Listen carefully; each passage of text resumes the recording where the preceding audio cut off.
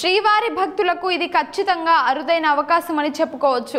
భక్తులు సమర్పించిన కానుకలను వేలం ద్వారా పొంది స్వామివారి అనుగ్రహం పొందవచ్చని చాలా మంది నమ్ముతుంటారు. ఇదిలా ఉంటే ప్రపంచం నలుమూలల నుండి ప్రతిరోజు వేలాదిగా తిరుమలకు విచ్చేసే సామాన్య భక్తులకు మరింత సౌకర్యవంతంగా దర్శనం, వసతి, అన్నప్రసాదాలు అందించేందుకు చర్యలు చేపట్టినట్లు టీటీడీ ఈవో జె శ్యామలరావు చెప్పారు. అదేవిధంగా తిరుమల పవిత్రతను మరింతగా పెంపొందించేలా చర్యలు తీసుకుంటున్నట్లు ఈవో తెలిపారు.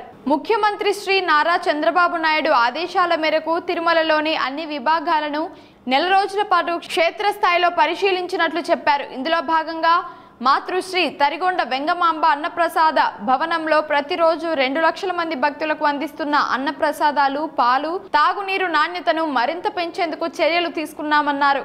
ఇందుకు సంబంధించి ఉదయం అల్పాహారం, మధ్యాహ్నం, రాత్రి భోజనాలలో భక్తులకు అందవలసిన ఆహార పదార్థాలను నిర్ణయించినట్లు తెలిపారు. ఇందుకోసం ప్రముఖ ఆహార పదార్థాల తయారీ నిపుణులతో కమిటీని ఏర్పాటు చేసి వారు సూచించిన విధంగా అన్నప్రసాద భవనంలో సిబ్బందిని పెంచడం, వంటశాలల ఆధునీకరణ, మెరుగైన పారిశుద్ధ్య నిర్వహణ తదితర అంశాలపై చర్యలు తీసుకుంటామన్నారు.